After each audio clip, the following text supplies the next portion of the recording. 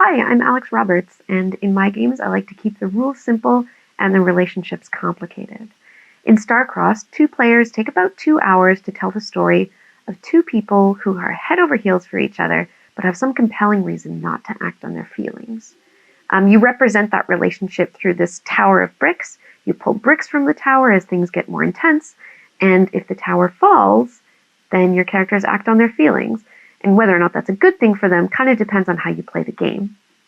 In For the Queen, a flexible number of players pulls question cards from a deck for a flexible amount of time. There's no setup, so you really have no idea who your character is until you start answering questions and figuring out why they're on a mysterious journey with this mysterious queen to a mysterious place. It just gets more and more complicated until you pull the final question card that reads, "The queen is under attack. Will you defend her?" And the answer to that everyone has to answer, can surprise even the players sometimes.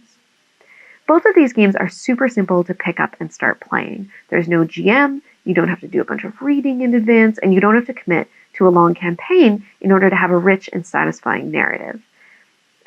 That simplicity is important to me because I like gaming with everybody, including people who haven't played a role-playing game before, or they don't have like a ton of time and energy to commit to a long game. I've played For the Queen with my family, for example, who didn't really know what role-playing games were, but they were really curious about it and wanted to try.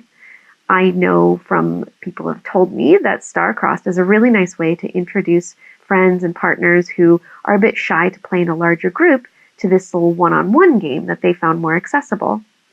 But I've also play tested these games at conventions with people who love role-playing games and play them a ton, and they really dig it too.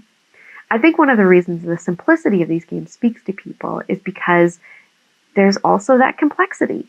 And even though these games are set in really far-off places, and we make these fantastical worlds, and there could be supernatural elements or science fiction elements, the relationships feel very, very real. Whether it's that longing in Starcrossed or that conflicted devotion in For the Queen, all of us have had, some reason to question our loyalty to someone or have wanted to be with people or situations that are not necessarily that good for us. So whatever is happening to your character, you really feel it too. So thanks for checking out the games. We hope to have your support. See you later.